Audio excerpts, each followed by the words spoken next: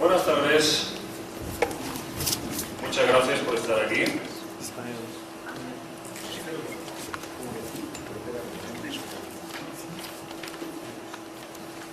Bien, antes que nada quisiera aclarar un concepto que creo que debería de cambiar la forma de ver este tema.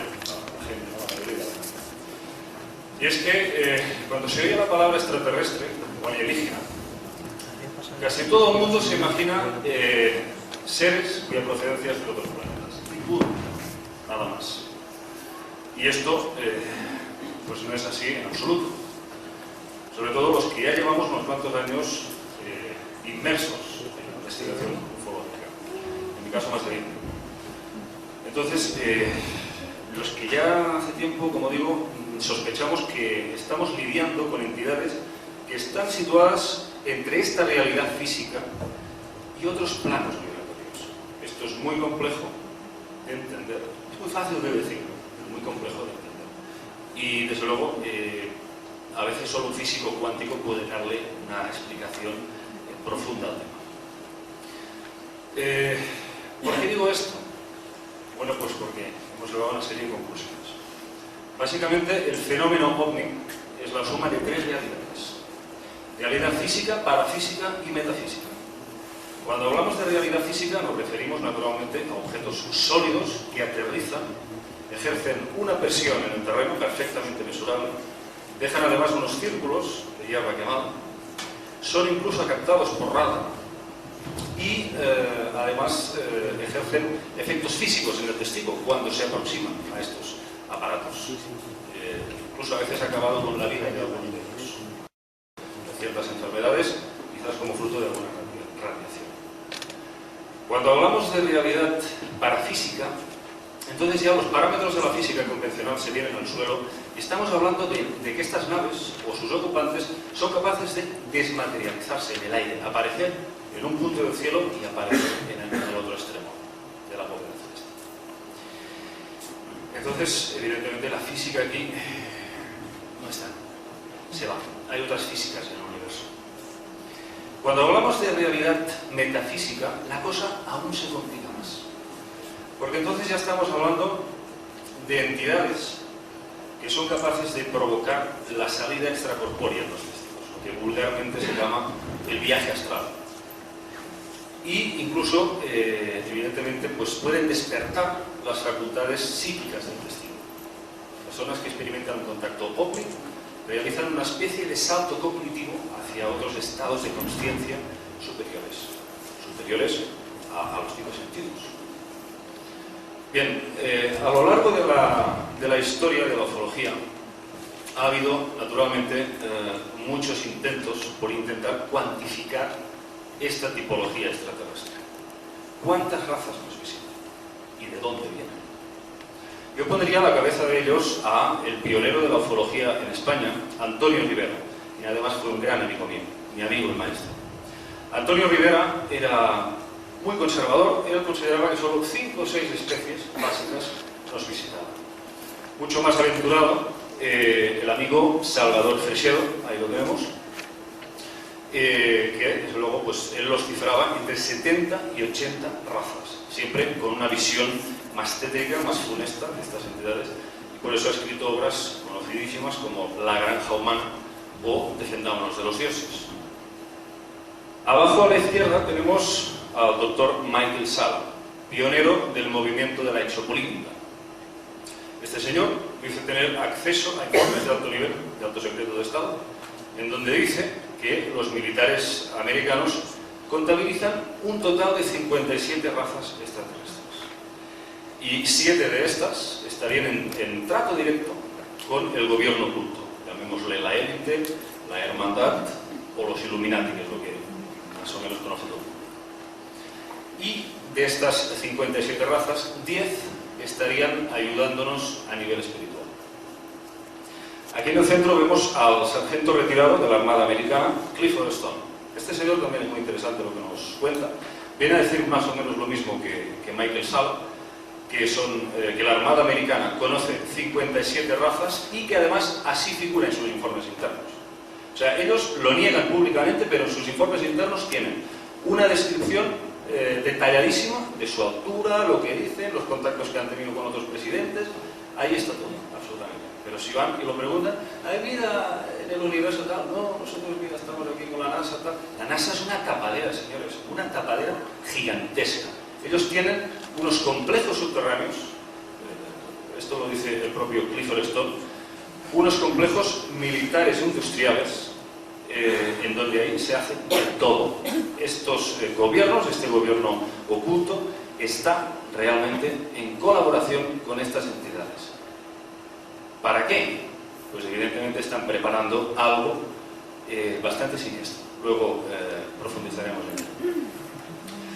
Este rostro espantoso que vemos aquí, afortunadamente no pertenece a ningún ufólogo, es la portada de un libro llamado Extraterrestrial Compendium, de Pat Lee. Un grupo de artistas se reúnen y compilan un total de 90 razas alienígenas.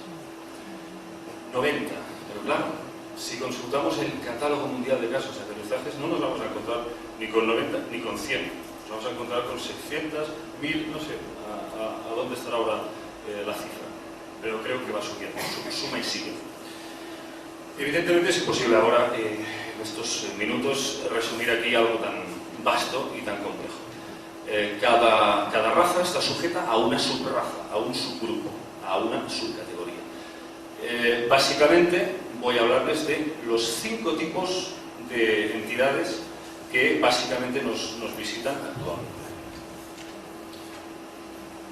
¿Pasáis? Bien, los primeros, los más numerosos, los más, digamos, inquietantes para el ser humano, serían los llamados grises, o también llamados enanos macrocéfalos. Los americanos los llaman the short rays, los pequeños grises. Entidades esencialmente pues, de baja estatura, no suele pasar del 1,20 m, aunque hay que decir que hay muchísimos casos en los que siempre aparece uno que es más alto que el resto y que parece que los lidera. Es el jefe. Ese suele medir 1,50 m más o menos. Destacan principalmente por el enorme tamaño de sus cráneos, por eso los llamamos cráneo macrocéfalo, en forma de pera invertida. Luego, lo que más llama la atención, lógicamente, es estos ojos inquietantes, negros y rasgados, que los testigos de las abducciones dicen que cuando estás delante de ellos puedes reflejarte en sus ojos como en un espejo. Su boca, una simple línea, una simple hendidura, el cuerpo raquítico, los brazos largos, dedos también larguísimos de pianista, muy quebradizos, y la piel, evidentemente, grisácea, por eso los llaman los grises. Supuestamente se dice que proceden de la constelación de Zeta Reticuli. Bien, pasamos. El caso es que el 90% de los casos de abducción están estos seres detrás, estos supuestos grises. Y hay que decir que por ahora sabemos unas cuantas cosas de estas entidades. De todas las 5 razas que vamos a enumerar aquí, estos son los que, digamos, conocemos más detalles sobre ellos. Estas entidades tienen como una especie de mente de colmena, mente colectiva. No tienen autonomía de pensamiento. No son capaces de pensar por sí mismos. Lo que nos ha llevado a los investigadores a considerar que se trata como de robots biológicos. Son todos iguales, como clones. La misma altura, los mismos rasgos, es como si hubieran salido de fábrica. Cuyas funciones principales son, evidentemente, la zona del cerebro. Un cerebro enorme para procesar muchísimos datos o para almacenar muchísimos datos. Todo lleva a pensar que estas entidades no trabajan solas. Están al servicio de alguien que probablemente los ha fabricado como procuradores de material genético. Porque eso es lo que somos para ellos. Material genético. Un banco de genes. Sí. ¿Pasas? Okay. Bien, tenemos... Tenemos pues, miles de casos de mujeres embarazadas en donde estas entidades están directa o indirectamente implicados. ¿Qué ocurre? Estamos hablando de casos de mujeres que han sido abducidas, inseminadas, se les ha extraído el óvulo, lo han de alguna forma traqueteado ese óvulo, lo han vuelto a reimplantar y por arte de magia aparece y, ostras, está embarazada. Ostras, yo no he tenido relaciones sexuales, que tal, que cual. Se hace, evidentemente, una ecografía y ahí hay un bebé. ¿Pero qué ocurre? Que casi el 90% de los casos el feto desaparece a los 3 meses de gestación. Nos ha dado a los investigadores muchos años llegar a esto. Lo que ocurre aquí es que si el bebé se parece demasiado a ellos, hacen efectivamente este procedimiento que acabo de describir. A los 3 meses vienen y les sacan el feto y desarrollan el niño en unos tanques artificiales dentro de sus manos. ¿Qué ocurre si el niño que llevan dentro se parece más a nosotros, a los humanos? Lo hacen nacer aquí. Eso nos conduce a pensar que, tenemos todo el derecho a sospechar que pueden existir miles, quizás millones de híbridos entre nosotros y nosotros entramos. Cualquiera de ustedes puede ser una de estas entidades. O yo mismo. Sí, sé que tengo pinta de híbrido. Soy consciente. Entonces, lógicamente, ¿qué es lo que están buscando estas entidades? Están buscando sustituir a la raza humana por otra especie. Lo que sí sabemos de seguro por ahora es que somos un banco genético para ellos. Y nos están cruzando con algo más.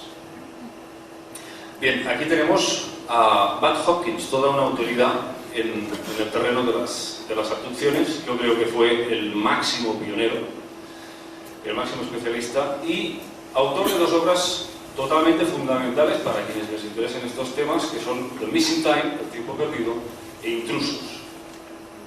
Bien, quisiera leer literalmente las conclusiones de este señor. Creo que fallecido el año pasado.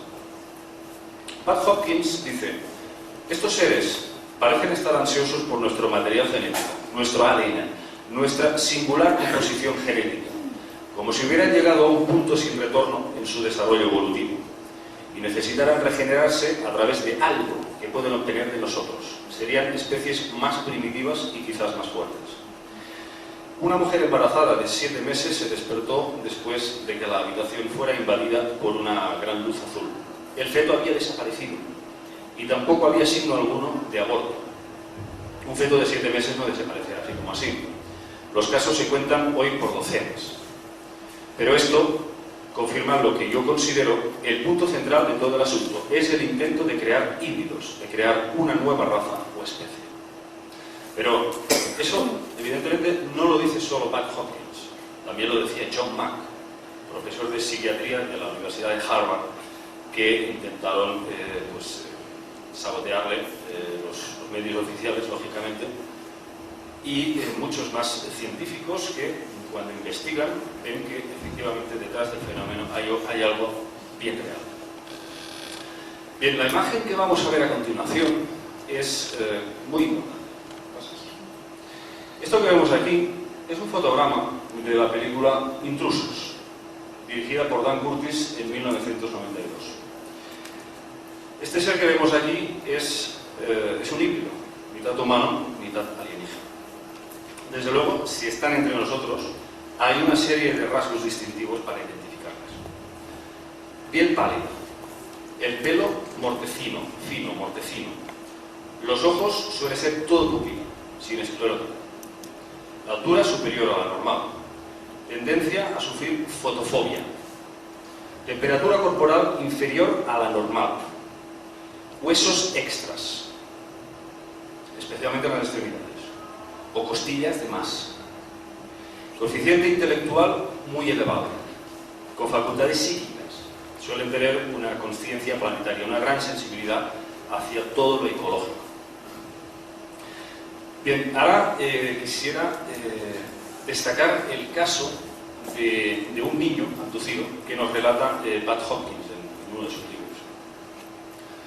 Este niño es sustraído de su habitación y llevado por un gris, por uno de estas entidades. Y lo lleva a una especie de parque en donde hay otros niños jugando. Pero no son otros niños humanos, son híbridos. El ser coge de la mano y con cariño le dice: debes enseñarles a jugar como lo hacen los niños de tu mundo. Tienen que aprender a hacerlo. El chaval lo intenta columpiarles, intenta jugar a la pelota con ellos, pero los chavales ni caso. No solo no colaboran, sino que finalmente le pegan una patada y lo echan al suelo.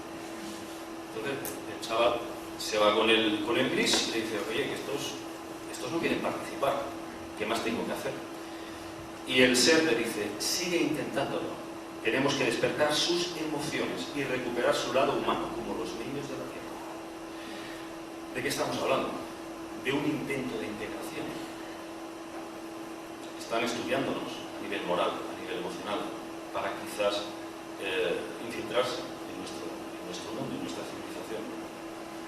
¿Acaso es que están pretendiendo sustituirnos poco a poco, progresivamente, sin darnos cuenta? En una especie de invasión silenciosa. Bien, yo no afirmo nada, desde luego solo es una posibilidad, a la luz de todos estos casos que estamos viendo. Bien, siguiente imagen. Este señor, tan simpático, es Dave Huggins, un señor de Georgia que desde los años 50, cada noche se encuentra con el mismo cuadro, con el mismo procedimiento. Le entran 2 o 3 hembras alienígenas, como estas señoritas que vemos aquí, le retiran la manta mientras está durmiendo, se sientan encima de él y empiezan a copular. Y cuando llegan al coito, se retiran y se van. Hasta que un buen día, este señor les pregunta: bueno, pero vamos a ver qué está pasando aquí, ¿no? Y le dicen: ven que te lo vamos a explicar. Y lo conducen a una especie de nave en donde hay una estancia, y aquí podemos verlo, con pequeños recipientes donde están llenos de bebés, de fetos que se están desarrollando, apilados del techo al suelo. Entonces él pregunta: ¿de quiénes son? Y le responden: tuyos, todos tuyos, cientos de ellos. Y el hombre dice: bueno, a este hombre lo estaban utilizando como cobaya sexual, puramente para reproducción. Este hombre tiene 70 años, debe estar hasta aquí arriba. Desde luego ha convertido esta experiencia en un arte. Y supongo que debe de pintar todo esto para descargarse del trauma y no enloquecer. Siguiente. Bien, aquí vemos el primer caso, la primera referencia que popularizó a los grises. Aquí está el origen de mucho de lo que sabemos sobre estos seres. El caso de Betty y Barney Hill, el clásico caso de abducción. Un matrimonio mixto abducido en 1981 en New Hampshire. Los Hill fueron los primeros en describir estos enanos grises, los primeros en designar el término missing time, que significa tiempo perdido. Es como cuando uno va en coche, desaparece el recuerdo de qué es lo que ha pasado durante una hora, hasta que acude el médico, le hacen una regresión y ahí aparece todo el episodio y se recupera todo el relato de que ha estado en una casa. Los Hill, evidentemente, también fueron los primeros en ser hipnotizados para recuperar este relato, en este caso por el doctor Benjamin Simon. Hay que decir también que esta señora, que vemos ahí a la izquierda, que es Betty Hill, durante su abducción le introdujeron una aguja por el ombligo. Y caramba que le debió de doler, ¿no? ¿Qué estás haciendo? Y uno de los grises le dice: es para saber si estás embarazada. Cuidado, estamos hablando del año 61. Aún no existía la amniocentesis, que consiste en la extracción del líquido del saco amniótico. Procedimiento que hasta, no sé si 9 o 10 años después de esto, empezó a emplearse esta técnica. Bien, aquí hay que destacar también el tema del mapa estelar. Betty Hill, bajo hipnosis, dibujó un mapa estelar compuesto por 14 estrellas, el Sol y la estrella binaria de la constelación de Retículo, que estaría situada a 39,5 años luz de la Tierra.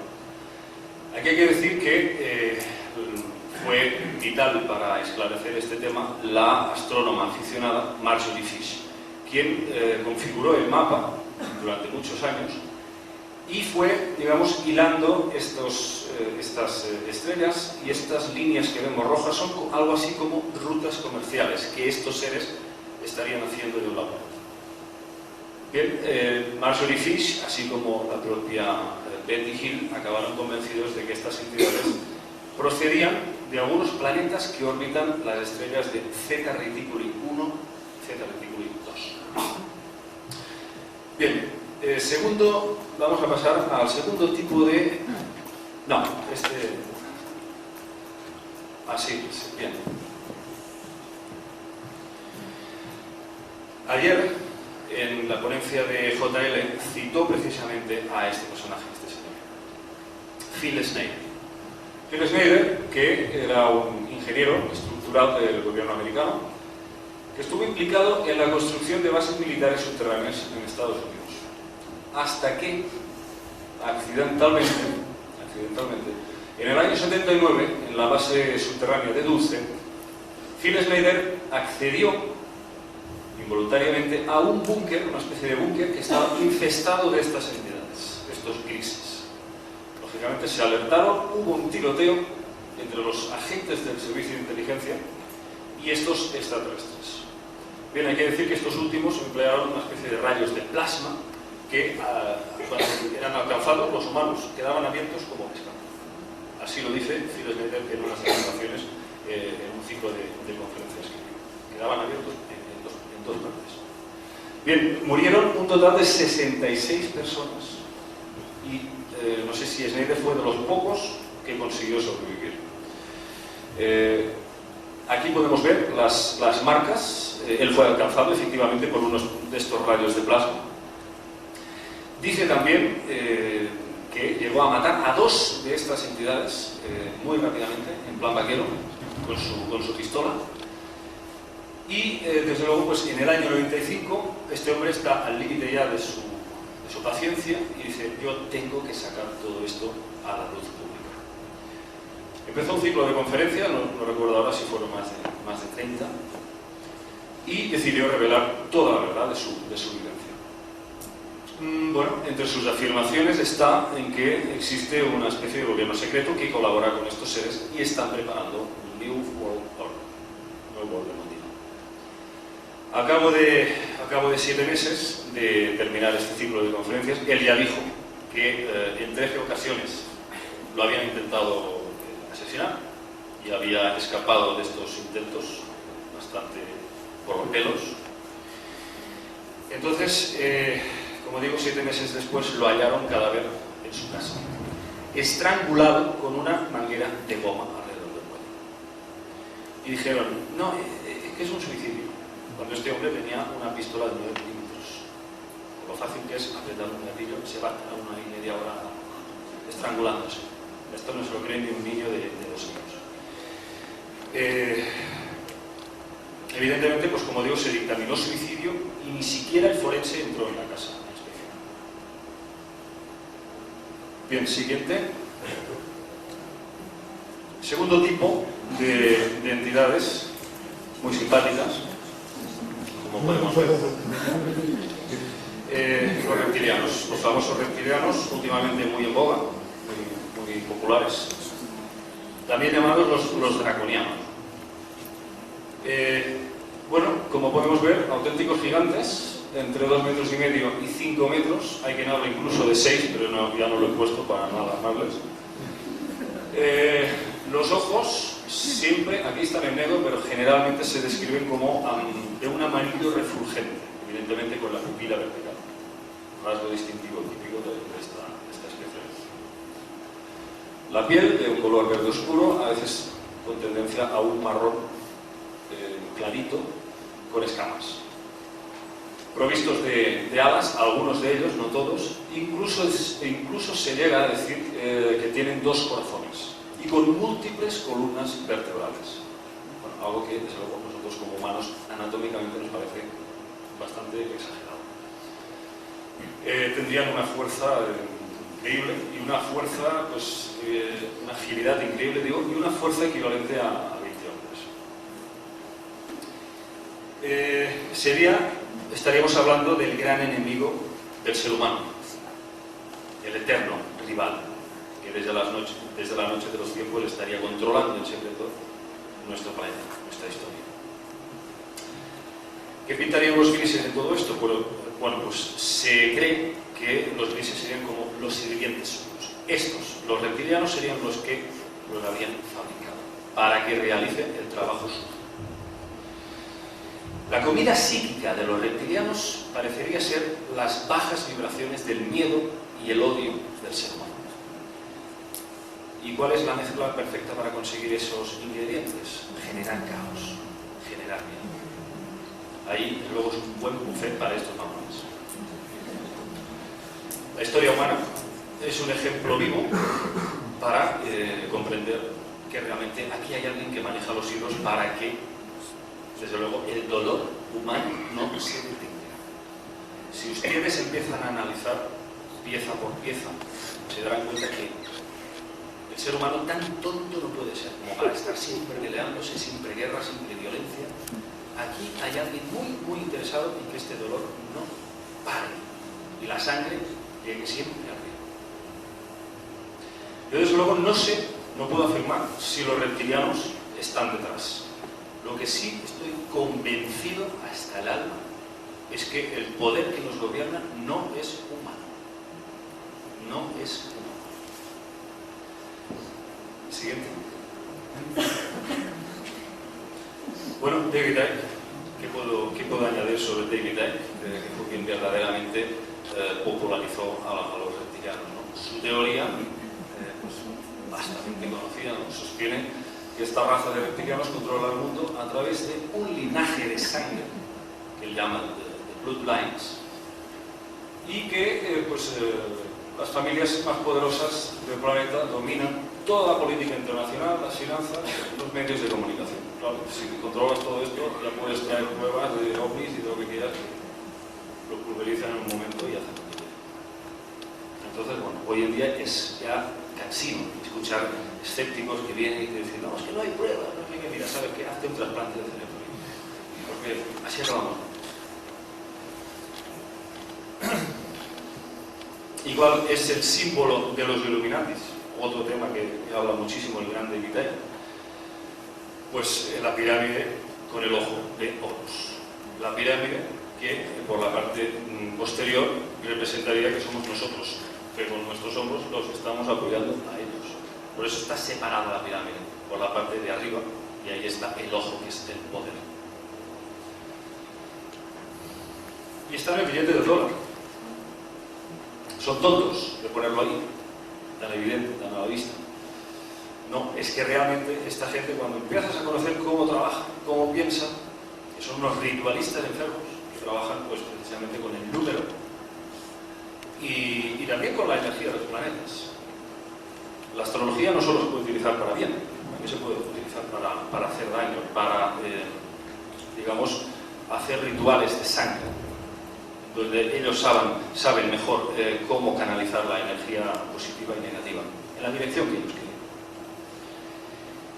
Entonces trabajan con el poder del símbolo, por eso está ahí en el billete del dólar esta gran pirámide.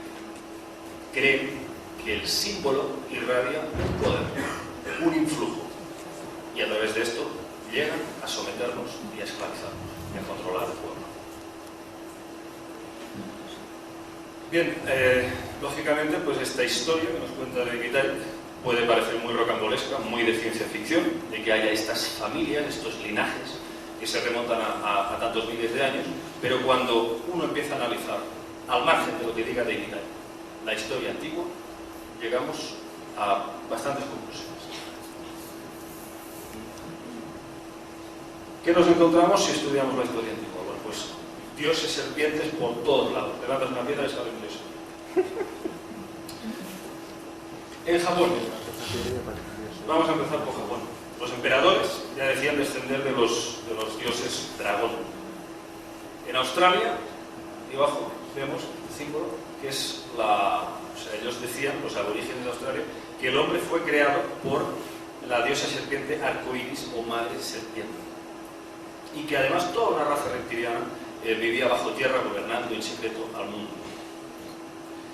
En China, Tenemos el mural de la dinastía Han del Este, del templo de Wulian, y aquí podemos ver a la diosa serpiente Nukua y a su hermano Fuxi, los creadores de la humanidad, según los chinos.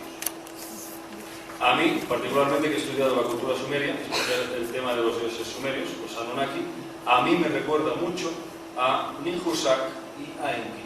También se les adjudica la autoría del ser humano a nivel genético. ¿Qué llevan en la mano?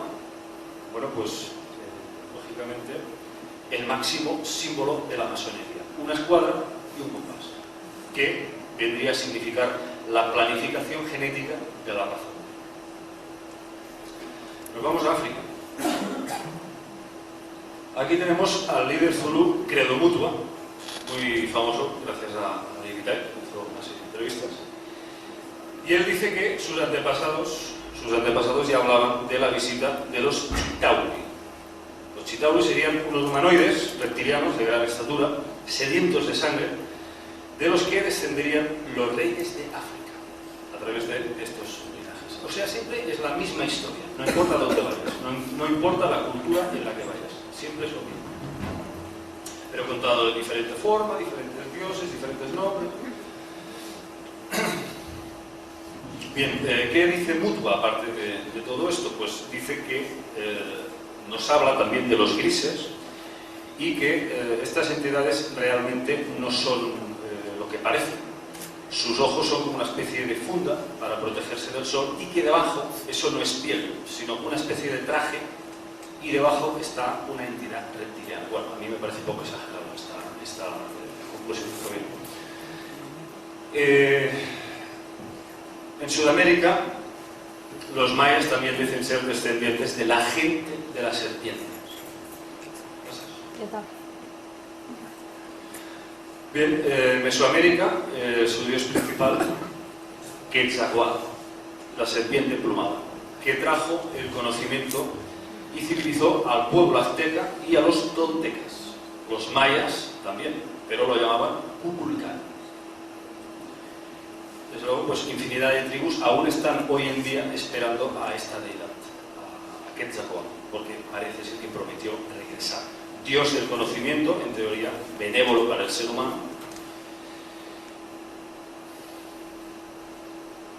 Bien, a estos seres se les asocia con la capacidad de cambiar, lo que modernamente llamamos shape shifting. Un cambio temporal en donde serían capaces de transformar su aspecto de reptil a humano o viceversa. Y aquí tenemos un ejemplo. En el templo de Hathor, de Dendera, tenemos una representación de un proceso de metamorfosis de humanos a serpientes. Creo que más ilustrativo imposible. Y también tenemos a los nagas de la India, mitad hombres y mitad serpientes. Al parecer, una vez más, volvemos a encontrarnos que parecían vivir en el interior de la Tierra. Y eso es muy, muy recurrente.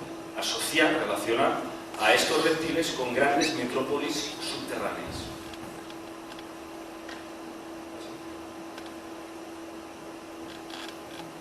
Bien, los indios Hopi nos hablan también de los hermanos serpiente.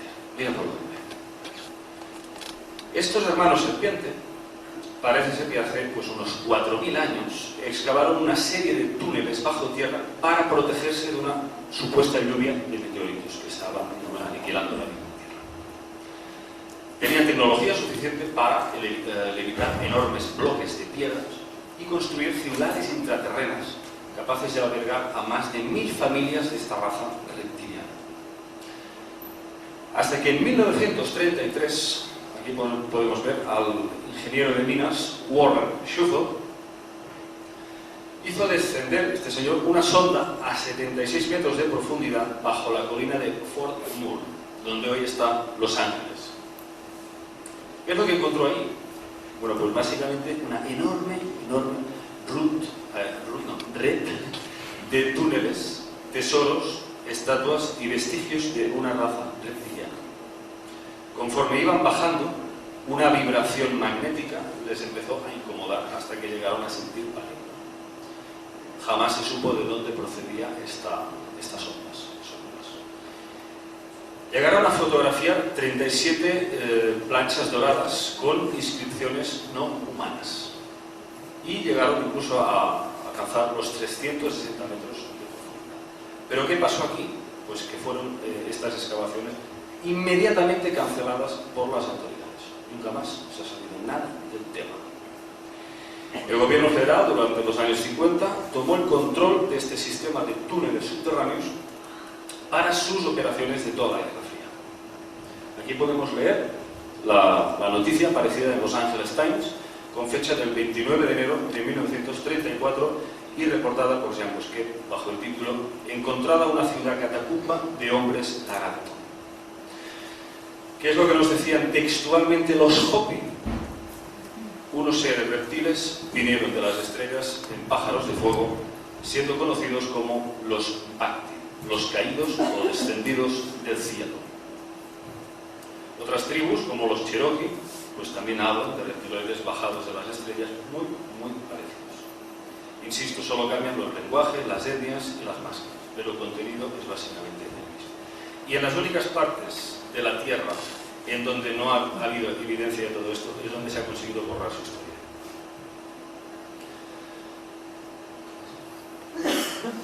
Bien, en casos de abducción es muy poco frecuente encontrarnos con reptilianos. Parece ser que a estos seres les gusta estar en la sombra, no les gusta dar la cara.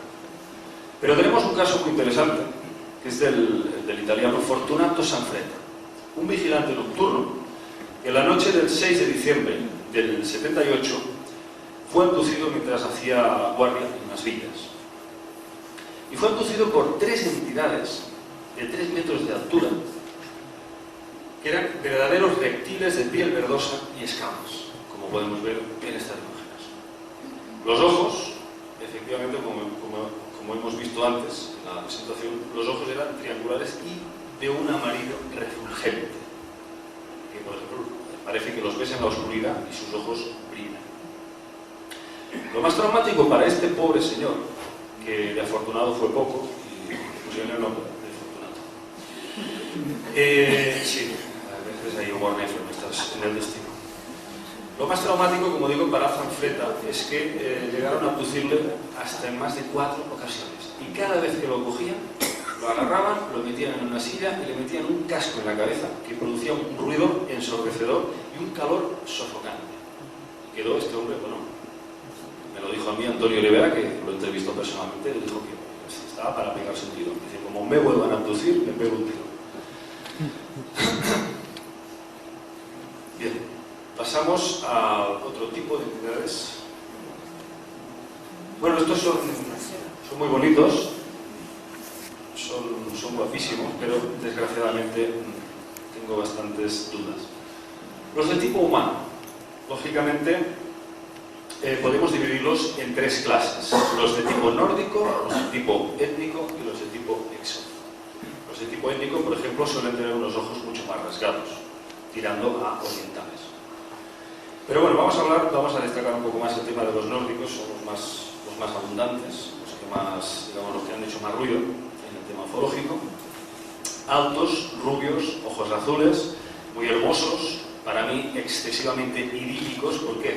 Porque reúnen unos cánones de belleza demasiado exclusivamente humanos. Entonces a mí eso me huele a chamusquina, me parece sospechoso. Bien, de los primeros que habló de estas entidades fue pues uno de los contactados más conocidos, más importantes de la historia, que fue George Adamski. Al parecer este señor tuvo su primer contacto en el observatorio del Monte Palomar, en California, y contactó, por lo visto, con un venusino. Hay que decir que, desde luego, entre los años 50 y 60, todo el mundo contactaba con venusinos, marcianos, de Mercurio, de Urano, todos los planetas del sistema solar. Luego ya parece que pasó la moda y empezaron ya a hablar de galaxias y de a tantos años luz, pero, desde luego, en esos años, en esa franja de años, todos los contactados hablaban de cosas muy parecidas y de seres muy bellos, muy nórdicos y tal. Yo, desde luego, no sé, pero este que vemos aquí, Star Serán, parece salido de un centro de termoestética. Entonces, bueno, en fin, no me lo trago. Con lo cual no digo que no existan entidades de tipo nórdico. Pero, por ejemplo, el tema de Astar Sheran y el comando Astar, a mí particularmente me suena con techo. Yo creo que nos topamos ya con ideologías más próximas a las creencias religiosas, que nada tiene que ver ni con la ciencia ni con el sentido común. Aquí podemos ver arriba a Edward Billy Meyer, un contactado suizo, hay que decir que autor de las mejores fotografías de ovnis de la historia. Este hombre, desde luego, no sé cómo lo hizo, pero en una época en la que no había posibilidad de retocar ni con Photoshop ni con técnicas digitales, unas fotos impresionantes, auténticas naves espaciales. Si es un fraude, pues aún no sabemos cómo lo hizo.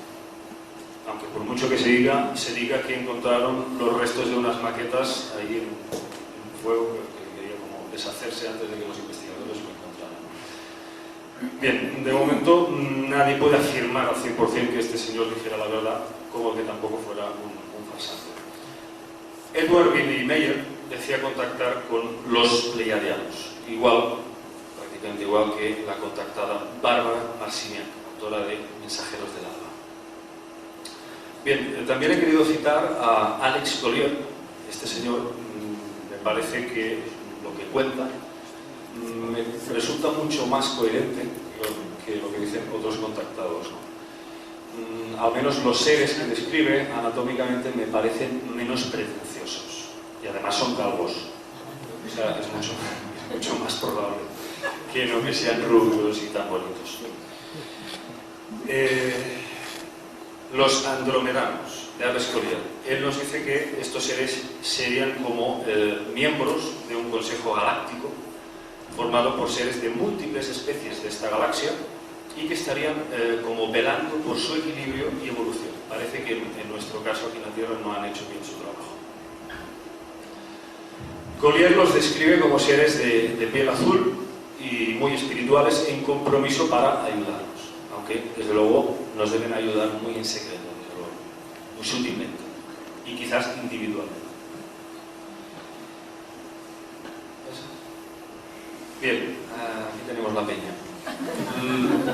Los de tipo humanoide son muy interesantes porque aquí se dan relatos impresionantes, increíbles, en los que, desde luego, entre ellos lo único que tienen en común es que tienen rasgos antropomórficos y poco más, porque se pueden dividir en 6 categorías: gigantes, enanos, con escafandra, robóticos, monstruosos y de tipo animalesco. Toma. Bien, si tenemos que destacar los de tipo monstruoso, quisiera destacar un caso bastante terrorífico, sobre todo para los que lo vieron, sucedido el 12 de septiembre del año 52 en Flatwoods, en Virginia Occidental, Estados Unidos. Estos testigos vieron una nave bastante considerable descender sobre una colina. De ahí, de esta nave, apareció una figura altísima, entre 3 y 4 metros de altura, flotando en el aire, a más o menos 1,5 metros del suelo. El rostro, como podemos ver, de un rojo sangre, los ojos verde anaranjados brillantes y sus brazos largos y terminados en garras. En lugar de piernas, esta entidad parece que llevaba una especie de falda con pliegues, una cosa extrañísima, y flotaba despidiendo un olor nauseabundo, un olor tan tremendo que los testigos estuvieron con vómitos y náuseas durante más de una semana. Quizás se postula que fue debido a una posible radiación. Y eso es muy habitual en muchos casos de ovnis. No sabemos si es algún tipo de combustible que produce alguna serie de efectos en los humanos. Bien, hay que comentar también un caso que he querido destacar. Sucedido en febrero de 1949, para que se hagan una idea de la variopinta, las variopintas formas que muestran estas entidades. Esto sucedió en el 49 en Pucusuna, en el Perú. Un empleado de una compañía petrolífera tuvo un encuentro con 3 seres a los que describe como momias cuyas extremidades estaban unidas en una sola pierna, deslizándose en un solo pie gigante. O sea, bastante difícil imaginar imaginarlo. Bastante repelentes eran también los seres que secuestraron a Charles Hickson y Kelvin Parker, uno de los casos de abducción más importantes del mundo y, en mi opinión, más fiables. El 11 de octubre del 73, dos trabajadores de unos astilleros fueron abducidos mientras estaban pescando a orillas del río Pascagoula, en Mississippi. No, este no, de para atrás. Aquí, quédate. Fueron abducidos, como digo, a orillas del río Pascagoula, en Mississippi.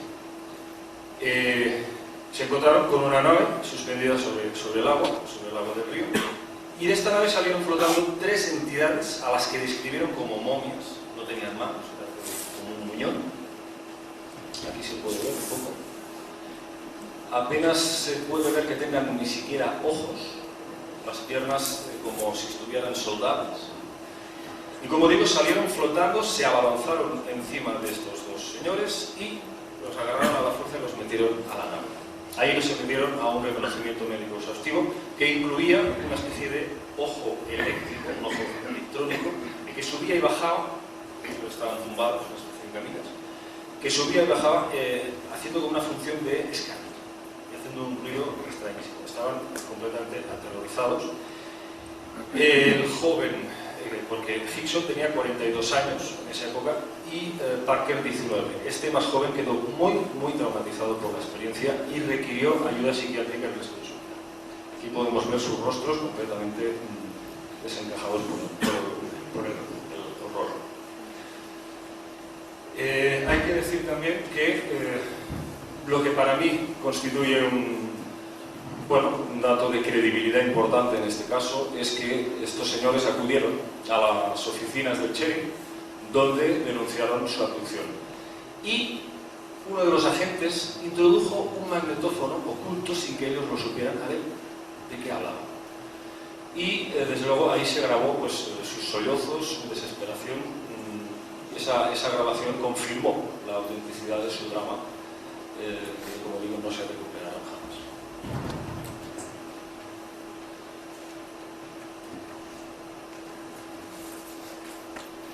Bien, si tuviéramos que destacar los de tipo animaloide, yo he elegido un caso que es de mis favoritos de este tipo, que es el de Petare, en Caracas, Venezuela, sucedido el 28 de noviembre del 54.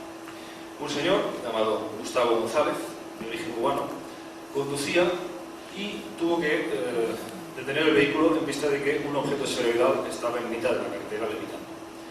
Dos entidades bajitas, peludas, o sea, con un pelaje, estaban dando vueltas por ahí con unas garras, arrastraban restos de vegetación y de rocas y lo iban llevando para arriba a la nave. Y aquí es curioso la reacción del testigo porque se produce un efecto de abducción, un intento de abducción a la inversa. El humano es el que quiere abducir a los seres. Entonces, sí, este señor, Gustavo González, se echó encima de uno de estos seres bajitos, lo agarró con fuerza y lo quería meter dentro del coche. Igual no tenía que ser. Y claro, este ser dice, caramba, dice, este me lo llevo porque solo pesa 15 kilos. Y el ser le propinó una coz, una patada que lo envió 5 metros de largo. Luego, después de una escaramuza, sacó un cuchillo y le asestó varias cuchilladas, hasta que la hoja se partió. Y el ser tiene unas... O sea, estas entidades tenían la piel como la roca. Bien, finalmente lo agarra de nuevo, o sea, el tío pesado, cuando ya se quería ir, socorro, y el otro arriba, esperándolo, y es cuando el de arriba interviene, y aquí se produce una cosa que es típico en muchísimos casos.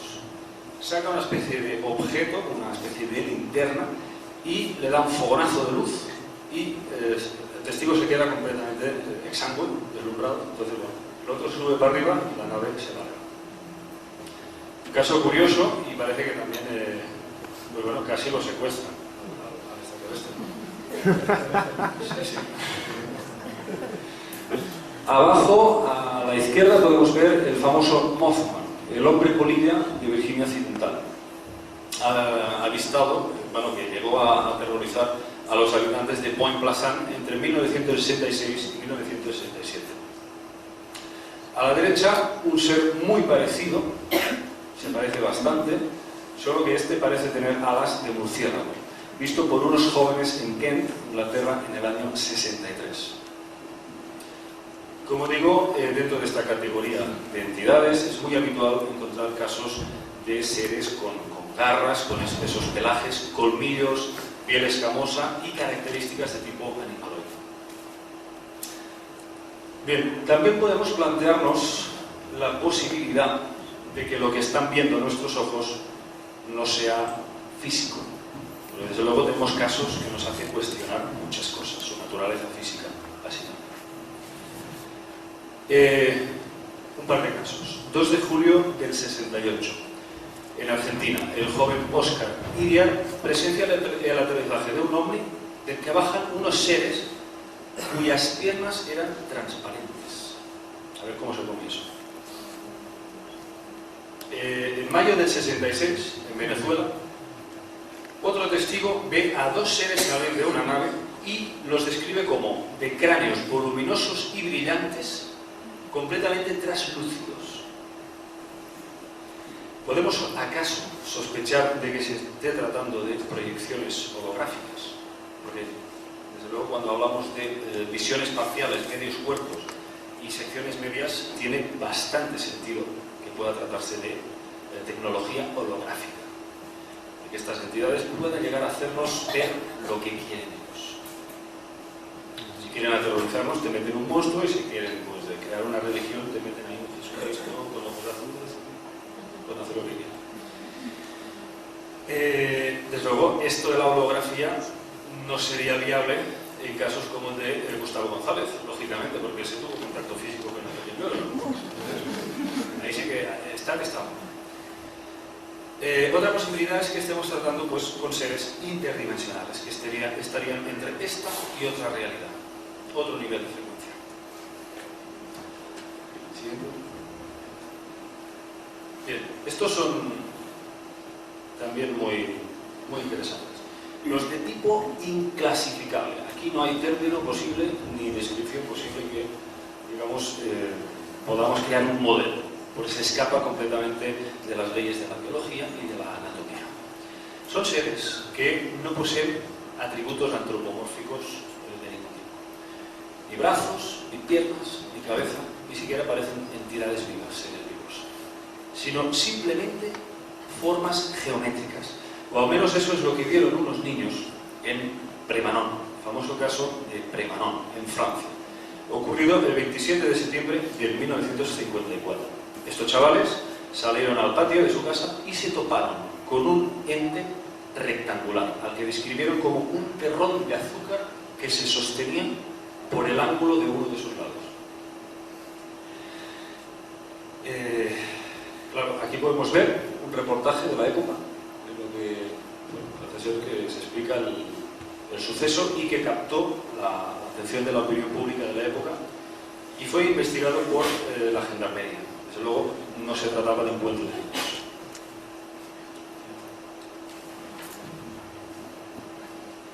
Bueno, este caso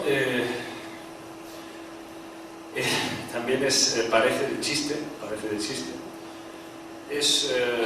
Formaría parte de ese muy marginado componente absurdo del fenómeno ovni. Casi nadie quiere hablar de esto, porque son casos que parecen de chiste, pero yo creo que no debemos obviarlos. Es uno de los casos más fascinantes sucedido en Kelly Hopkinsville, en 1955, cuando la granja de la familia Sutton fue asediada literalmente por entidades, por hombrecillos de 1,20 m, de piel plateada brillante, o sea, brillaba en la oscuridad, grandes orejas, como podemos ver, los ojos a los lados, enormes, y unas grandes garras. Bien, el caso es que estos seres empezaron a acercarse a la granja entre las 6 y las 7 de la tarde y avanzaban en posición de paz. No sé, si ustedes ven a alguien que se acerca a su casa con los brazos así en alto, pues no le van a pegar un tiro. De alguna forma están diciendo, venimos en son de paz. Bueno, pues esta gente, claro, yanquis rurales, lo primero que hicieron fue sacar toda la artillería, todas sus escopetas, y estuvieron disparándoles hasta las 11 de la noche. Hasta que agotaron, lógicamente, toda la munición, ¿no? Lo bueno es que se llevaron una buena sorpresa la familia Sutton, porque los proyectiles, que eran por cierto del calibre 22, no les hacían nada. Se caían al suelo, iban recibiendo los impactos, caían al suelo, se volvían a levantar, daban dos volteretas y desaparecían en la penumbra. Parece ser que la luz les causaba una especie de molestias en los ojos y siempre desaparecían en la penumbra. Entonces, bueno, llevaban, aquí en este dibujo no aparece, y en esta otra tampoco, en esta otra ilustración, quiero decir, pero estas entidades llevaban una especie de cinturones, de los que incluso un ingeniero francés llamado Jean Goupil propuso la teoría de que gracias a estos cinturones quizás generaban como una especie de campo de fuerza repelente que les hacía inmunes a las balas. Bien, solamente es una teoría que quería comentarles. Bueno, como digo, pues estuvieron esta gente disparando hasta las 11 de la noche, hasta que se fueron, pues creo que eran 11 miembros de esta familia, se fueron todos en tropel a las oficinas del sheriff. El sheriff debe quedar ahí, bueno, claro. Uno, el corazón a 120, el otro chillando, estado de histeria total. Se realizó una extensa investigación y, desde luego, se llegó a la conclusión de que si esta gente mentía, les tendrían que dar un Oscar como grandes actores, porque parece ser que algo realmente espantoso les ocurrió. Bien,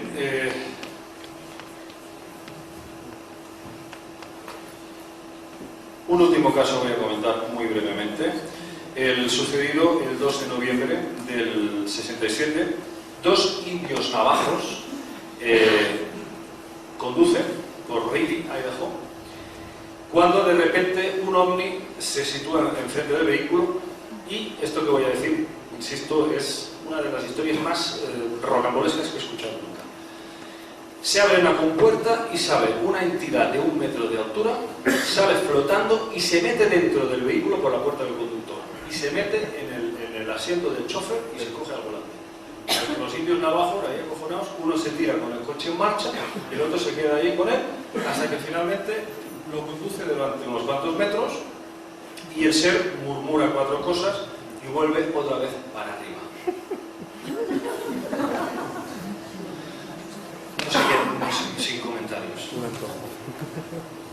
Desde luego los chavales en estado de shock. Bueno, parece que desde luego se están divirtiendo, desafiando incluso a veces las leyes de la biología humana. Tenemos el caso del año 72 en Argentina. Un anciano de 73 años, después de un encuentro con un ovni, le salen dientes nuevos.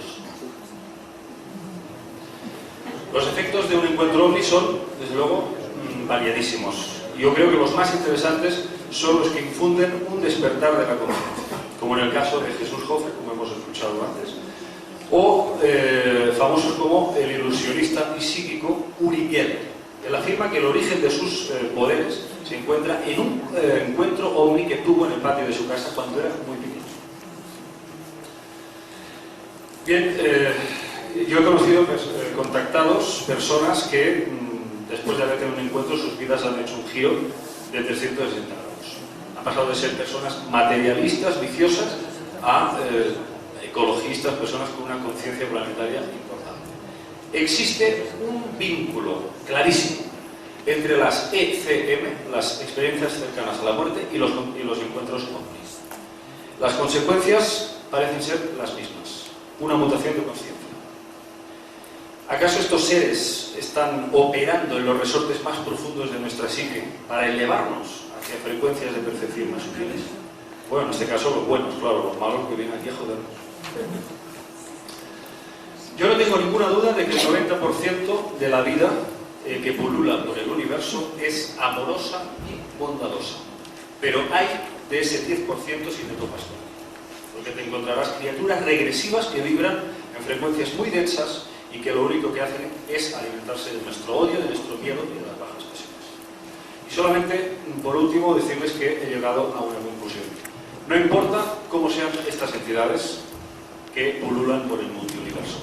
Si son altos, bajos, reptilianos, humanos, lo importante es el estado evolutivo en el que se encuentran y lo que pueden aportarnos a nosotros y nosotros a ellos, en un compartir mutuo.